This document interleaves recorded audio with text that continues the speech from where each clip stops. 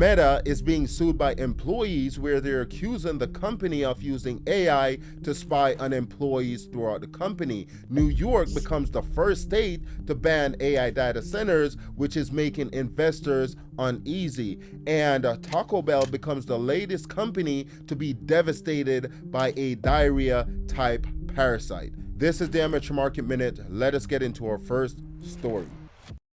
Now, let us talk about Meta, which is the parent company for Instagram, Facebook, WhatsApp, and we have a group of employees suing Meta. They're saying Meta conducted this mass surveillance where they used AI to target employees when firing them, especially during the latest round of firing this year where they fired over 8,000 people.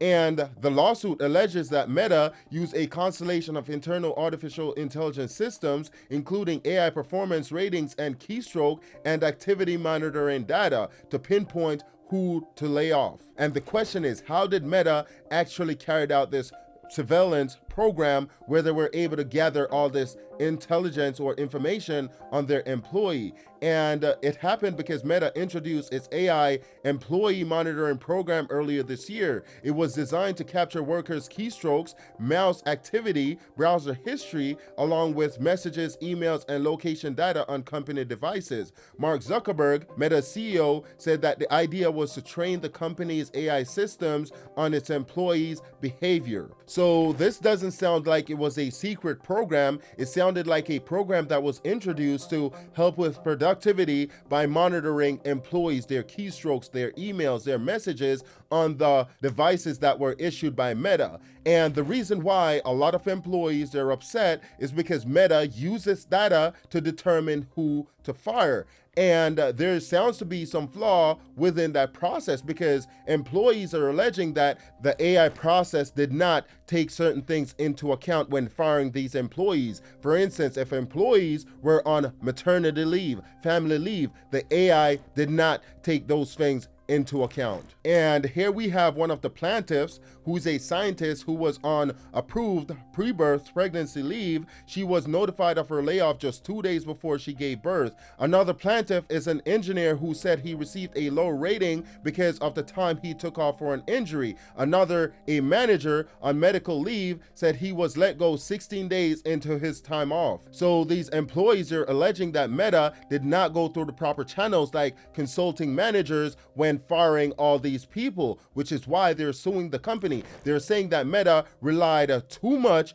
on AI and the AI systems, which can be flawed. And this is what Meta had to say in response to this lawsuit. These claims lack merit and are not based on facts. Workforce management and organizational decisions were and are made by people, not AI. Basically, Meta, they're denying these allegations that are outlined in this lawsuit, and they're saying people make these decisions and not AI. And if these allegations are true, it highlights how organizations and companies, they can use AI to control their employees more using data that they've gathered using AI tools. And it also highlights the dangers that AI poses to employees as well. But let us move on to our next story. Now, New York becomes the first state in the country to ban AI data centers, and a lot of folks are happy about it, while a lot of folks are upset about it. Let us take a look at why people feel the way that they feel and what this ban means for AI overall.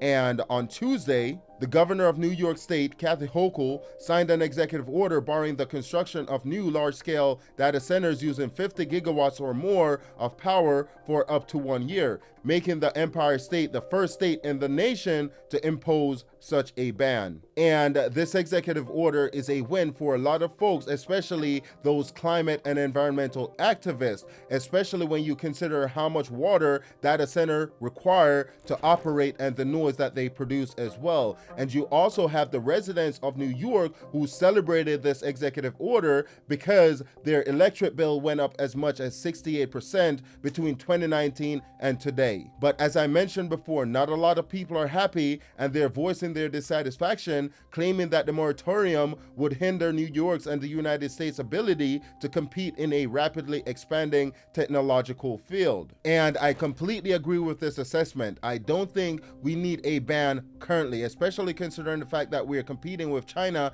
and we want to get ahead. I get it. It's only one state, but imagine if the entire United States should go down this route.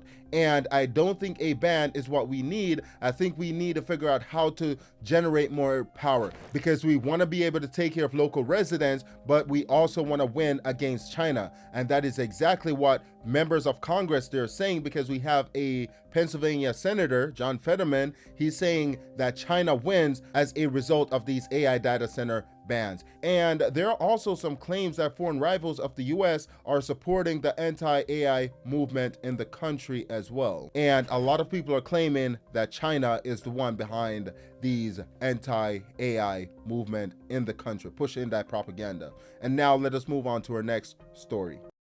Now, let us talk about Taco Bell, because I don't know if you guys like to eat tacos. I like to indulge from time to time, but now may not be the best time for you to be eating tacos or Taco Bell, because the company has become the latest company to be devastated by this parasite that causes diarrhea, Cyclospora. I believe that's how you say it. But the point being, over 7,000 people nationwide has caught this food-related illness. But before we take a look at the impact on Taco Bell, let us try to understand exactly what this parasite is, because I don't want you guys catching this stuff, okay?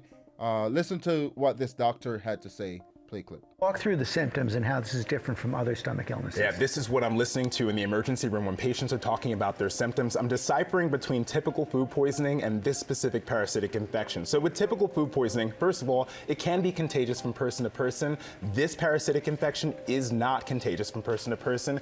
Often it is quick in terms of when it comes. You know what you ate when you get food poisoning, and it's relatively quick in terms of how it resolves, and it typically gets better with hydration and rest. As opposed to this parasitic infection, sometimes it can take 2 weeks, as I said, for symptoms to develop. It is not contagious. It can sometimes be relapsing. Patients will be there one day and come back the next day, and it typically requires antibiotics. Wow. So that is the parasite in a nutshell, and it sounds like something you don't want to catch. It sounds pretty bad, which is why on Tuesday, Taco Bell, or Yum Brands, which is the parent company for Taco Bell, said on Tuesday it had removed the limited items from some restaurants as a precaution, but said U.S. health officials have not linked the widening outbreak of the the parasite to the food chain or any specific food products.